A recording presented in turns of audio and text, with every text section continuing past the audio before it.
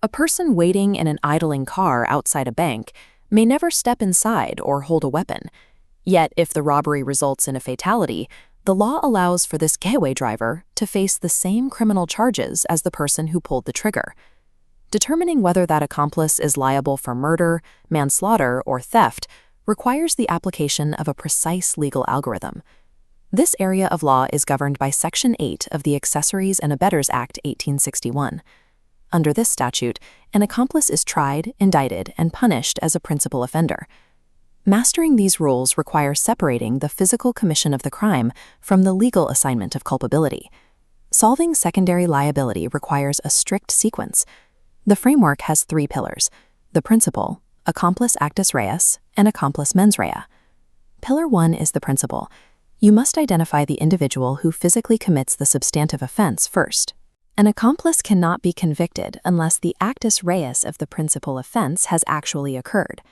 Pillar 2 is the Accomplice Actus Reus, categorized by 4 statutory verbs: aid, abet, counsel, and procure. Pillar 3 is Accomplice Mens Rea, relying on a dual-limb test of the defendant's intent and knowledge of the circumstances.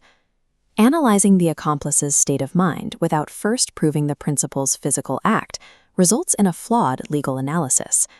This 3-pillar sequence provides the necessary structure to dissect complex, multi-party scenarios. 4 verbs define Accomplice Actus Reus. Aiding needs no mental or causal link. Abetting is encouragement during the crime, needing a mental link. Counseling is prior encouragement, needing a mental link. Procuring requires a causal link, but no mental link. These legal distinctions were clarified in Attorney General's Reference No. 1 of 1975. In this case, the defendant secretly spiked a friend's drink shortly before the friend drove home. The court held that this satisfied the actus reus of procuring because the defendant's actions directly caused the friend to commit the offense of driving with excess alcohol. Since the spiking was done secretly, there was no meeting of minds, confirming that a mental link is not a requirement for procuring. Identifying the correct statutory verb determines whether the prosecution must prove a causal or mental connection. Pillar 3, the Accomplice Mens Rea, is established through a dual-limb test. The first limb requires proof that the defendant intentionally performed the act or spoke the words that assisted or encouraged the crime. The second limb requires that the defendant had knowledge or contemplation of the essential circumstances of the principal offense.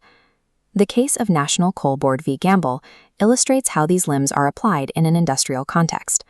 A weighbridge operator issued a ticket to a driver while knowing the truck was illegally overloaded. He argued he had no personal desire for the offense to occur. The court held that indifference to the result does not negate mens rea. Acting voluntarily with knowledge of the illegal circumstances is sufficient for liability. Liability is triggered by the deliberate choice to facilitate an act known to be criminal, regardless of the accomplice's motive. A distinct challenge arises when a principal offender unexpectedly departs from the agreed-upon criminal plan and commits a completely different offense. In the landmark case of R v. Jogee, the Supreme Court overturned 30 years of established law regarding these scenarios. Previously, if an accomplice foresaw that a principal might commit a new crime, that foresight was treated as an automatic intent to assist. The Jogee ruling clarified that foresight is merely evidence from which a jury may infer intent. The two concepts are not synonymous.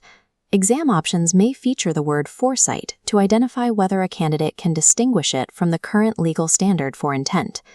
Under subsequent authorities like Howe and Gilmour, an accomplice's liability is determined by their own distinct mens rea. If an accomplice intends for the principal to cause serious injury, a Section 18 offense, but the principal only intends to cause some harm, the accomplice can be convicted of the more serious charge. When a joint enterprise escalates, the court evaluates the accomplice's mental state independently of the principal's physical outcome. Consider a scenario where Gary and Patrick burgle a house. Gary shoots security guard Dean, while Patrick struggles with Dean, unaware Gary has a gun. The legal issue is whether Patrick, the unarmed accomplice, is liable for murder or manslaughter. The rule requires establishing Patrick's actus reus and his mens rea under the Jogee standard. In the application, we see Patrick intentionally aided the struggle, satisfying the actus reus and limb 1 of the mens rea. For Limb 2, since Patrick was unaware of the gun, he lacked the specific intent to assist in a murder.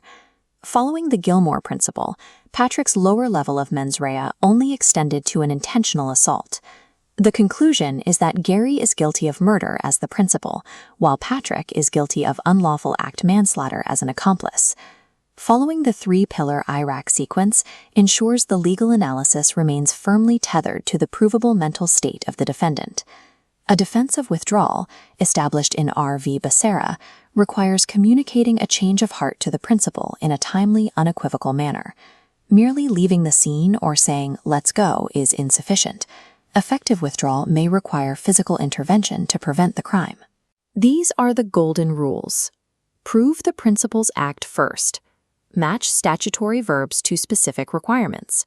And apply Jogee by distinguishing foresight from intent. Culpability in secondary participation is determined by the provable alignment of action, knowledge, and intent.